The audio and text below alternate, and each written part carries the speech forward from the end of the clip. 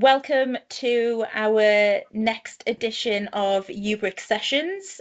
Today we are talking about traditional versus modern materials and what lasts. We're looking at the differences between traditional and modern building materials and techniques, and asking what we can learn from the past as we look to the future of construction. So Nigel, before we get into it, could you just start by introducing yourself and the type of work that you do? Yeah, okay. Well, I'm a stonemason and building conservator. I've been in the industry for 40 years. I've worked with lime for 30 of those years and with traditional materials generally. I've become something of I don't like to use the word expert, but something of an authority on traditional mortars and traditional means of preparing those mortars. And I've written a book about it. I've done an awful lot of historic research into writings about lime and building accounts that you find in archives showing what materials they're using. And on the back of that research, I wrote a book. I did a research only MA after that on the same subject, and put together a literature review for Historic Scotland and Historic Environment Scotland as well, or a review of historic literature. So I kind of work on site, yes, I do, but I increasingly, for the last 5 or 6 years, I've gone all around the UK and Ireland teaching around traditional mortars, doing workshops, and increasingly in the last 5 years, I go internationally doing that as well. So this year I've been in Denmark doing that, and the year before I was in the Netherlands and Serbia and Israel in 2022, and the USA this year as well for 2 weeks. But so yeah, I do a variety of things, but I primarily work on old buildings is what I do. Yeah. Fantastic. So you've got a really holistic overview there of different locations around the world and how they manage their older buildings and things, which is really interesting. Which is very interesting, but the truth is the materials and the principles of traditional construction are pretty much the same everywhere. Okay.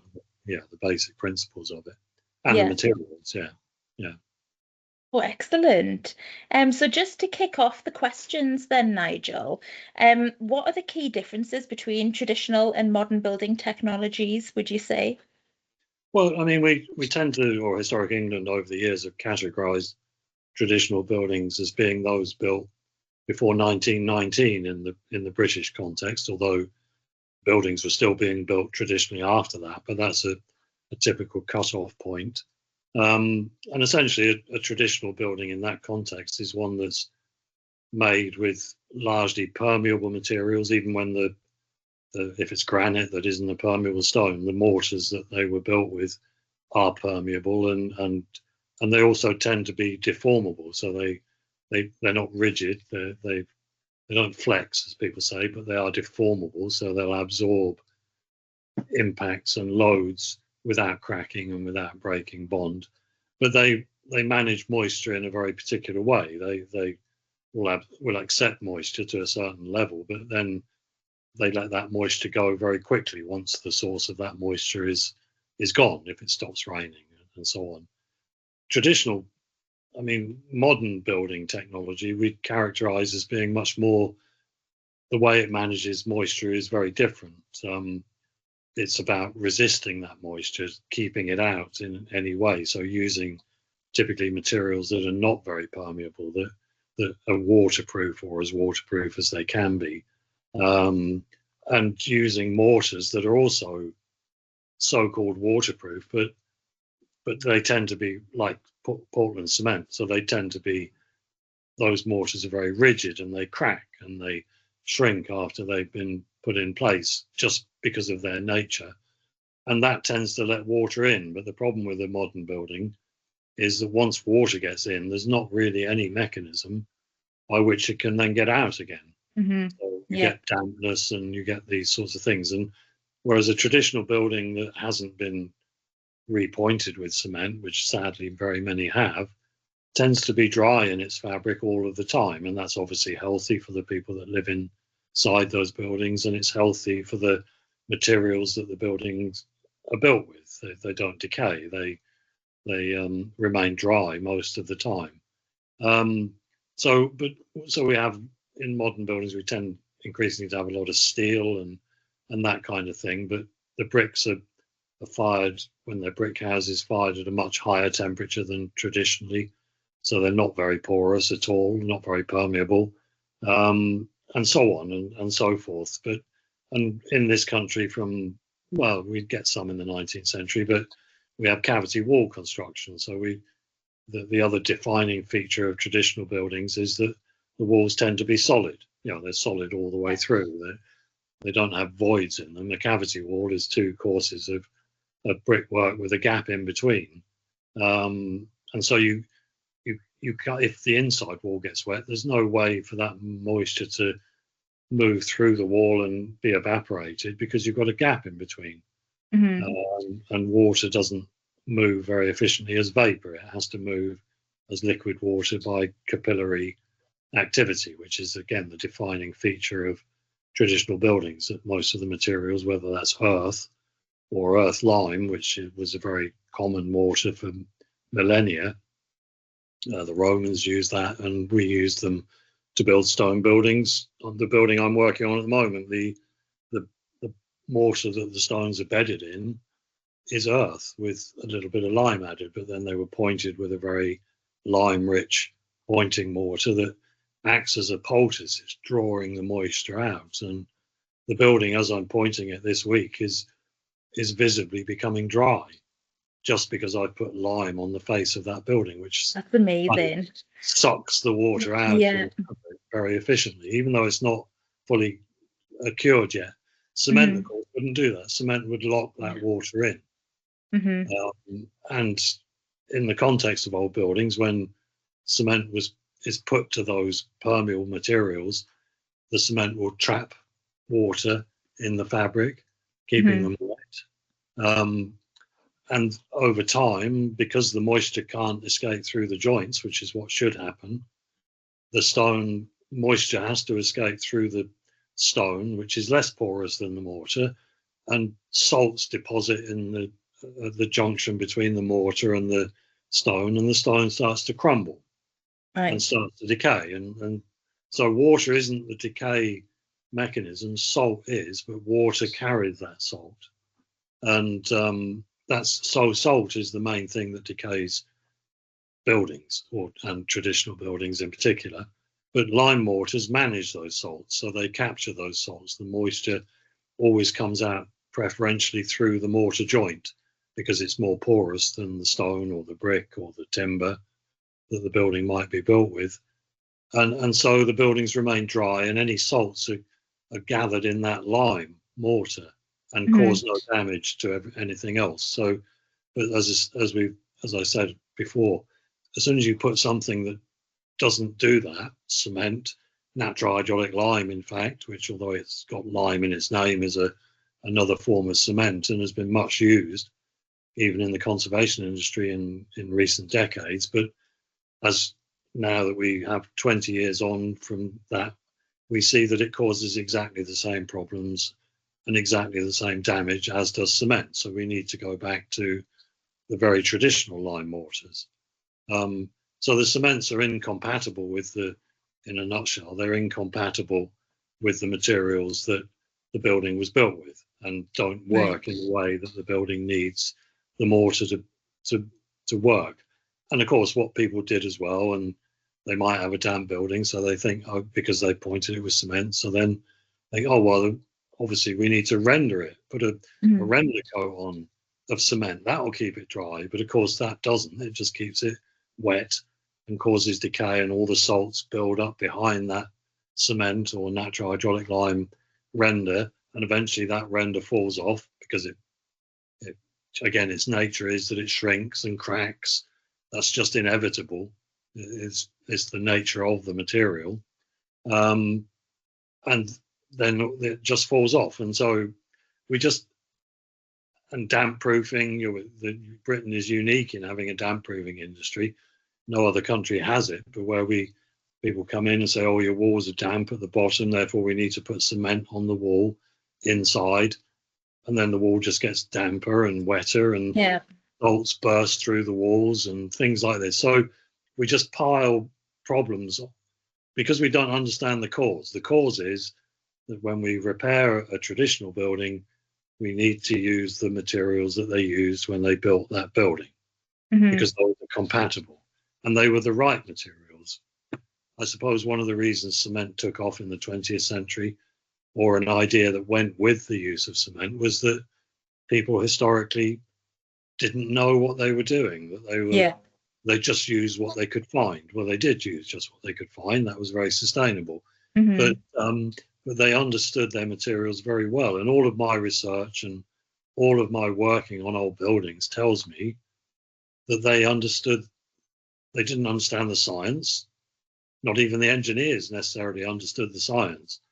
But the average builder in the average village, in the average part of Britain and anywhere else in the world understood that the materials they were using worked, that they created a dry building. And that's what a building needs to be, and that a building is comfortable to be within. You get lime wash on the walls inside the buildings, which is a very breathable material that keeps the buildings dry. You put a coat of modern paint over that, suddenly the walls can't breathe. The modern paint blocks the moisture, and so on, and we get condensation on the walls. Anyone that lives in any kind of house that hasn't got the right materials will know that condensation is a major problem. And of course, in the modern world, we create masses of condensation inside a building that we didn't do in the past. We didn't have washing machines, we didn't have hot baths, we didn't do all of these things. So we generate an awful lot of water vapor inside a building, whether it's new or old. And but in an old building with the right materials, that moisture is buffered. It's absorbed a little by the material and then let go when the relative humidity changes. So it keeps an equilibrium of moisture in the air. Modern buildings, modern materials don't do that. The moisture condenses on the walls and runs down the walls and causes mold to grow and all the things that we know happens in modern buildings. But as we said earlier, then most traditional buildings are sad. I spent probably 40% of the work, maybe 50, maybe 60% of the work I do is taking out these wrong materials that are causing problems and putting back very similar materials to those that they used when they built the building, and the buildings become dry and they become healthy again. So we've got a legacy of problems that we've caused in the 20th century, uniquely in the 20th century. And the problem is, it's a kind of a stream of consciousness, but the problem, of course, is that people, ordinary homeowners, or most people, kind of think that, well, a builder today, or that modern building technology is somehow related to traditional building technology. The truth is they're two totally different building technologies, and they don't mix. And so you would think, oh, well, I'll go to the builder down the road. He builds houses or he works on old buildings. But what he's been trained in is cement. You train at college, that's what you learn about. What most architects have been, in the whole 7 years that an architect does to train, they don't even do 1 hour on traditional building technology. Really? They certainly don't do a week. Wow. They don't even do an hour. And so they come out and they don't understand how traditional buildings work. They understand how modern buildings work and how you build those and the engineering behind them and all of these things. But they don't have a clue. And so inevitably they apply what they do know onto old buildings as if there's some kind of similarity when there is really no similarity.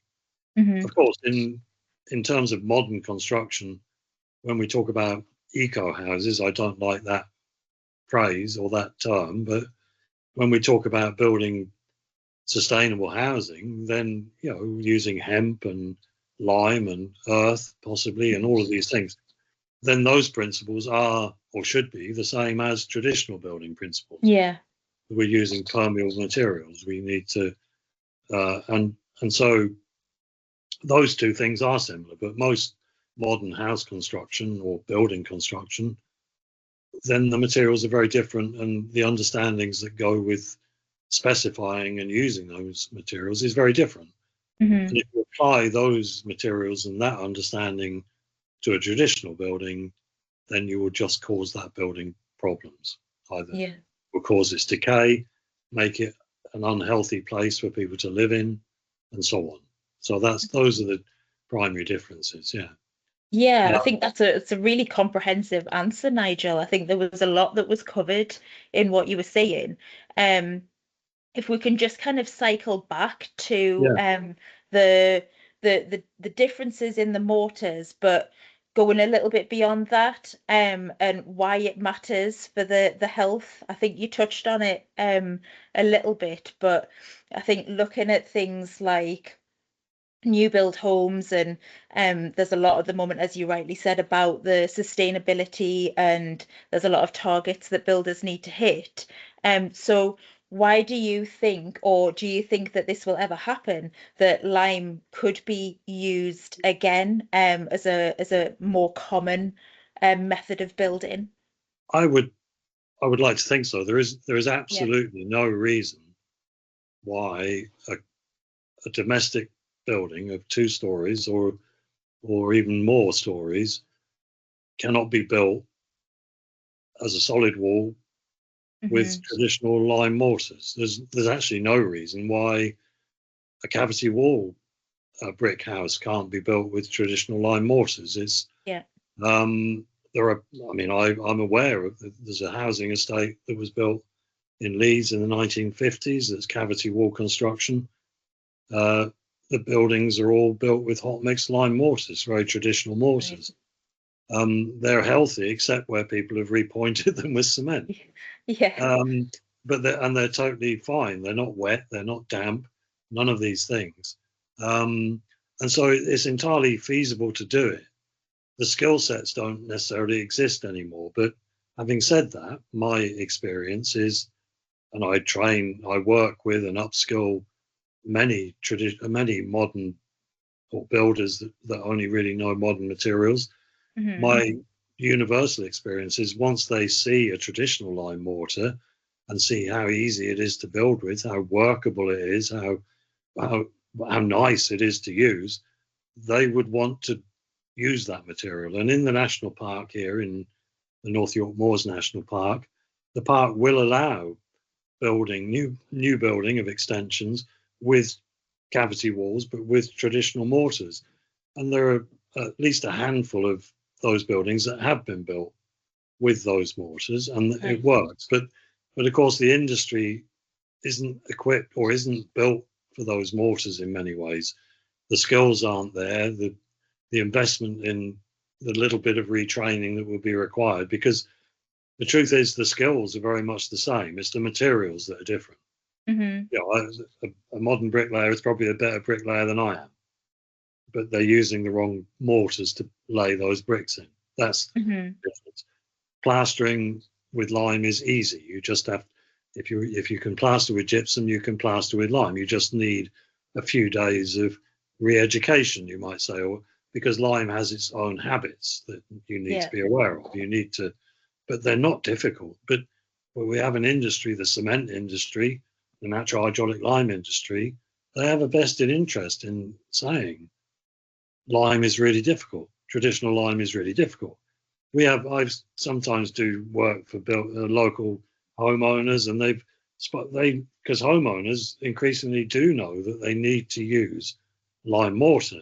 They Hmm. go to the builder down the road and they say, well, we want to use lime mortar. And literally some builders have just run away.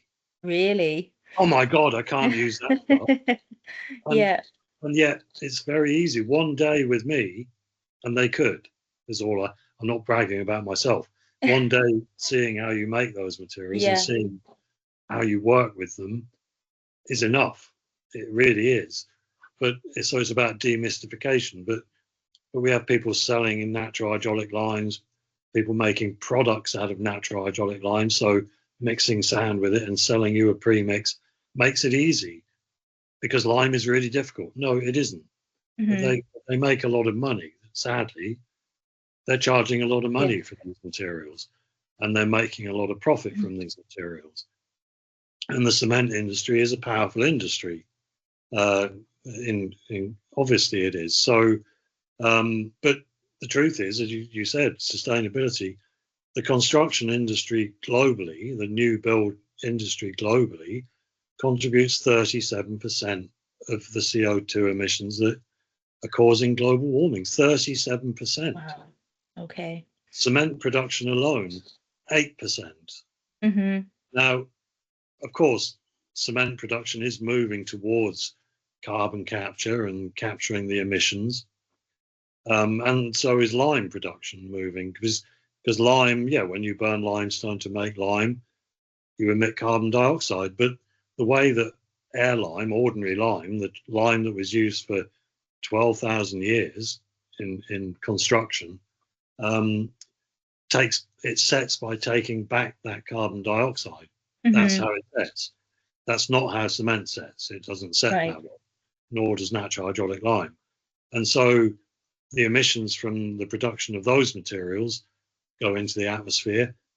A little bit of them is taken back by natural hydraulic lime. Some may be taken back by cement in 500 years, but that's not going to help right now.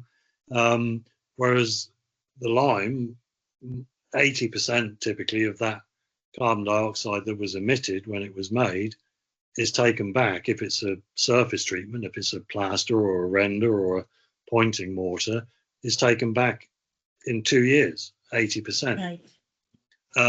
Now, of course, there are fuel emissions that are polluting as well. But as I say, both the lime industry, the air lime industry, which exists, and the cement industry are moving rapidly towards carbon capture, and so there won't be any emissions.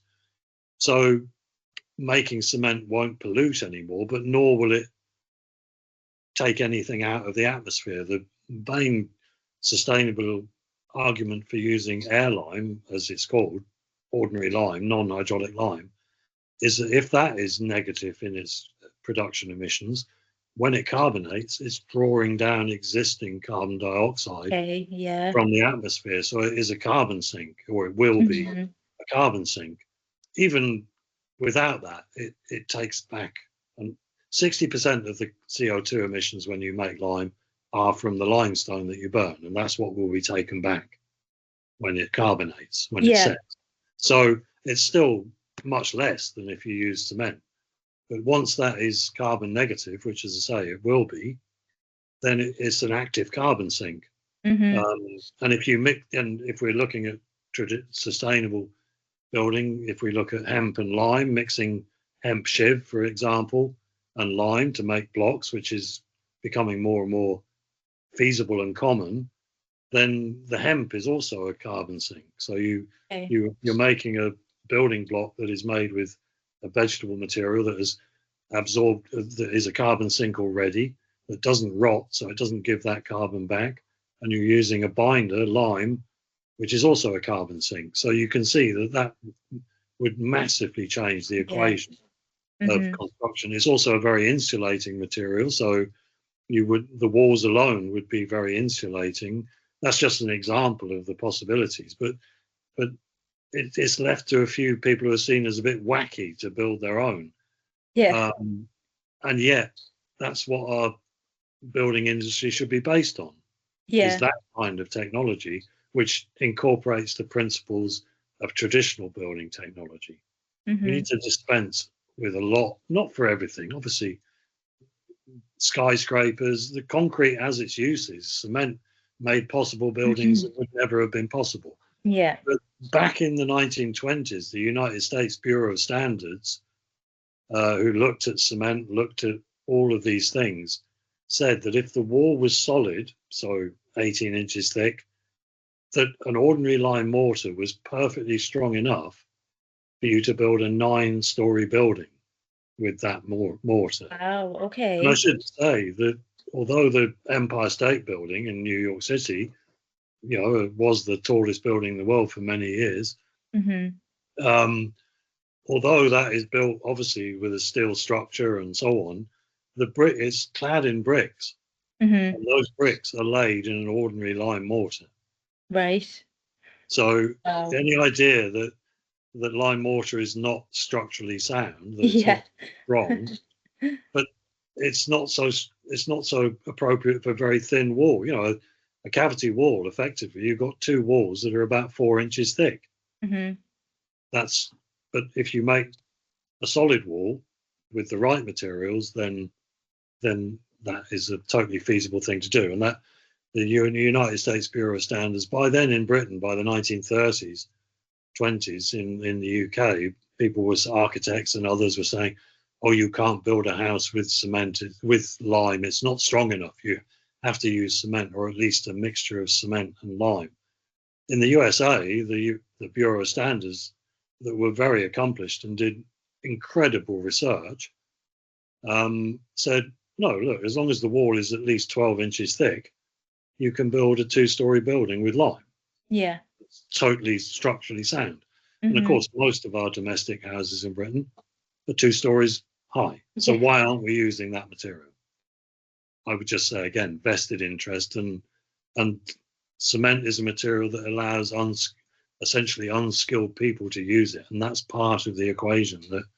That in Britain, from the late 19th century onwards, there was a large incentive by employers, speculative builders, to use the cheapest labour they could to make the most Hmm. profits they could. And sadly, that's still the case, Yeah. in many ways. But that's not a good enough reason in the face of climate change, in the face of what's I was coming going to say down the there's a road. lot of factors, isn't there? There's a lot of things going on at the moment worldwide that really makes this sort of it needs to have more attention. One of No, the things that you touched on was the insulation. Um, and I know just from because we live in a new build home as well. So I know just from the summer that we've had, it was a very warm summer. And there's a lot in the sector, a lot of noise in the sector about, well, yeah, our homes are built to keep the warmth in, but yeah, actually, when that's what you don't yeah. want, um, it's not a great start. So, No, in it's a your double-edged. opinion, is that something that this could resolve as well? No, absolutely, because a Hmm. tradition. There's an idea that I mean, historic England's position, generally speaking, is that you should, because as you know, there's a lot of pressure to insulate traditional buildings. I live in a house that was built in the 18th century. The walls are, with the plasters on them, are nearly 2 foot thick. Hmm. Now that's actually quite insulating. Yeah. It doesn't need more insulation, but what Yeah. it does need is to be dry. Hmm. This is the problem. If this building happens to be pointed with lime, so it's not wet fabric, um, but if it was pointed with cement and therefore the fabric is wet, that's thermally inefficient. So Hmm. obviously a wet wall is a cold wall. A dry wall is not a cold wall, and so uh, you can you don't need insulation usually. Is the truth of it. Most of the insulation that is being put into traditional buildings is based on non-permeable materials, and already that is causing major problems, Yeah. mold growth and so on. But again, there's a lot of money in it, so people will sell you these things, and so on. So the first question that Historic England say that you should ask is, do I need to insulate my building? Now, if you've got a wall that's 2 bricks thick, which were middle between the wars in Britain, a lot of brick houses, the walls are only 8 inches thick. Hmm. Then some insulation would be a benefit, but that insulation needs to be compatible. It needs to be permeable Yeah. and capillary active. And very, very few of the insulation materials on the market are those things. They will just suffocate the building in the same way as cement does. And so we, right now, we're if we carry on with this down this road of insulating with those materials traditional buildings, we will cause those traditional buildings major damage, Right. and we'll be taking all these things out again in 10 or 20 years time. Yeah. That's not sustainable. No, If we do absolutely it, not. Quite the if we, opposite. if we do it right in the first place. Yeah. But no, but to go back to your other point, there's nothing, an earth wall, for instance, a thick earth building. I've lived in one in Spain years ago. In Mm. the summer, that's a cool building Yeah. inside. In the winter, it's not a cold building inside. Hmm. And so that's how those materials work. And if you built even straw bale buildings, for instance, that's another potential thing we could be doing that's then rendered with proper lime mortars inside and out. But they they are very thermally efficient in truth, but they'll hold moisture. They'll so not moisture. They'll hold warmth. If you put an insulation material on the outside of a building, then you get no thermal mass in the wall. Yeah. So what can happen if you don't have that? Then the wall will, in the summer, the wall will warm up during the day, and then it's like a little storage heater that lets out the warmth through the night. But that tends to keep a very equilibrium temperature inside the building. Your problem in your insulated modern houses, you open the windows because it's summer, and then the heat comes in, builds inside, it can't get out. And Yeah. it's come night time, it's just hot. Yeah. Oh, it's unbearable.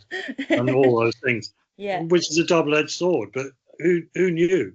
If Hmm. you'd have to say, who knew? So Yeah. we're Yeah. insulating for the winter, but then the problem is in the summer, and so what we would have spent on heating, we're going to end up spending on air conditioning. Yeah. This It's is a so kind of true. madness. It is a madness. Yeah. So it's and yes, but it's a major problem. But and the government sadly are as ignorant about this as everyone else, in the Hmm. industry, really. This charge towards insulation, as I say, I've not seen it done properly anywhere with the right material. There are, but again, it can be done, and it can be done with airline mortars mixed with hemp. Again, Hmm. hemptive, the stalks crushed, broken up from a hemp plant, um, and that works because it's compatible with the original fabric of the building. Yeah. Uh, and it will keep the building cool in the summer and warmer in the winter than it would otherwise have been. Put it that way. Mhm. I mean, but the other thing we've got to address, and this is maybe going off topic slightly, is the way we live in buildings. It's a ridiculous Yeah. demand 100%. that you can sit in your living room in the middle of winter in a t-shirt and shorts. That's just a ridiculous aspiration. That's not Hmm. compatible with challenging global warming. It's not, right now, we haven't got our heating on much at the moment. It's not the warmest house even now, but it's not cold. Hmm. I've got a jumper on, and and that's Yeah. what I'd expect to have on in the winter. Yeah. Do you understand what I'm saying? 100%. We need to change our lifestyle expectations. It's really only, I mean, blimey, I grew up in a house that was a new house, but built in 1970, and it had airflow heating downstairs, but upstairs none at all. Hmm. And I used to be able to see my breath in my room. My mates used to come round, Yeah. and they'd only stay for a half an hour because they had central heat, and they'd go. So it's not that long ago that we used to live more like that, Hmm. and so on. But so it's not. We've got to find a balance. Is essentially it. But traditional building technology can build a comfortable house. I work a lot. I have done over 5 years on a traditional cruck house on the North York Moors. It's stone walls. It's built with earth mortars and pointed with lime, and it's plastered inside with lime, and it's lime washed inside. It's got a thatched roof, which is a big part of the Mm. equation. But it's not lived in. It's not been lived in for 100 years. It's leased by the national park. People can visit as an example of a very traditional building. Um, we teach in there in the winter. We sit and teach. It's never cold inside that building. Right. Not so cold that you think, oh my God, you might want to Yeah. jump on. And there's no fire lit. And if you lit the fire, then it would become warm. Obviously, the thatched roof is a big, as I say, providing great insulation from heat loss through the roof. But in terms of insulation, most, 10 times of the heat loss from inside a building, 10 times more is from the windows than from the walls, put it that way. Right. And yet we're charging down this road of insulating the walls. Yeah. Where, Yeah. Looking at the wrong thing. yeah. And yeah, secondary glazing obviously makes a big difference. This sort of thing. There are things but again, heavy curtains. You know, why we might have window blinds? Why not have heavy curtains in the winter? Hmm. That's what they used to have, and that's what or again, window shutters, wooden window shutters, which were very traditional. Yeah, that you closed. Yeah. Wooden window shutters are something like 5 times more thermally insulating than double glazing or a triple glazing. And so It's again, very we're looking at it the interesting. wrong Yeah. way. By not, in many ways, by not understanding the good sense of traditional buildings and what you did Yeah.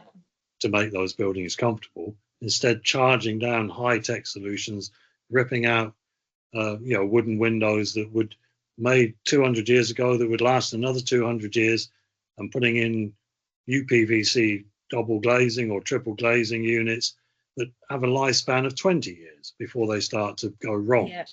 Things like that. That's where the problem is. A fundamental systemic problem, I suppose we could say. It's Yeah. all driven by profit, really, and Hmm.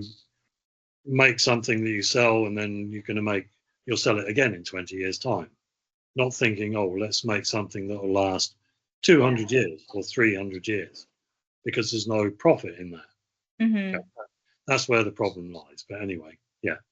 Yeah, Sorry. I think there's some really interesting points yet again that you've mentioned there. I think one of them, just to kind of start wrapping it up, one of them that I am keen to explore a little bit more with you is this idea of educating the people that are living in the homes.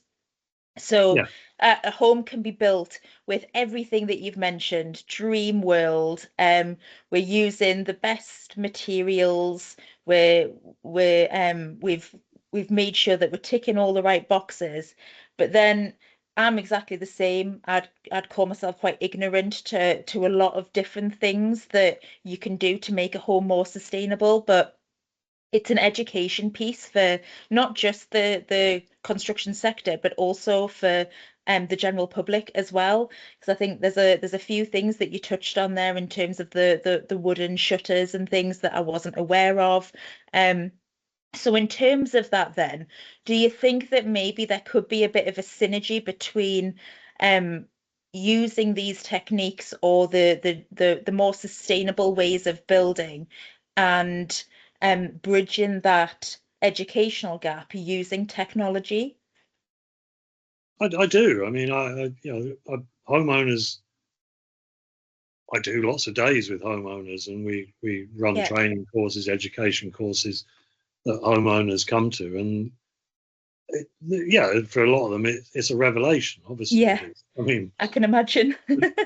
what it relies on, and what I teach to, obviously, is just understanding the good sense of traditional building technology. You know, whether Hmm. that's earth or stone and earth and lime, and that's all over the world. It's been very successful and obviously very long lasting. But again, we've undone, yeah, like you say, window shutters. People have kind of forgotten about them. Yeah, In your case as well, in the summer, they used to have awnings that shaded the windows, yeah. so you didn't get this heating of the interior when in the height of summer. Things like this have all kind of been forgotten. They're largely Hmm. lost, but they all were sensible, and Yeah. and it's, They were there for a reason. yeah. There's a quote that I use often to start my talks is from a Royal Institute of Architects, British Architects publication. It was a little pamphlet published after the Second World War, and it was about building and saying that building should be good. And it said that the the purpose of science or of scientific investigation should be to understand and prove the good sense of traditional building technology. I mean, it Yeah. was and but of course, what we have is science keeps coming up with new things that are going to change the world and change building all of that, rather than just putting its effort, some do, but putting its effort into demonstrating why traditional buildings have lasted so long. Why, when they're made properly and repaired with the right materials, they are comfortable places to live in.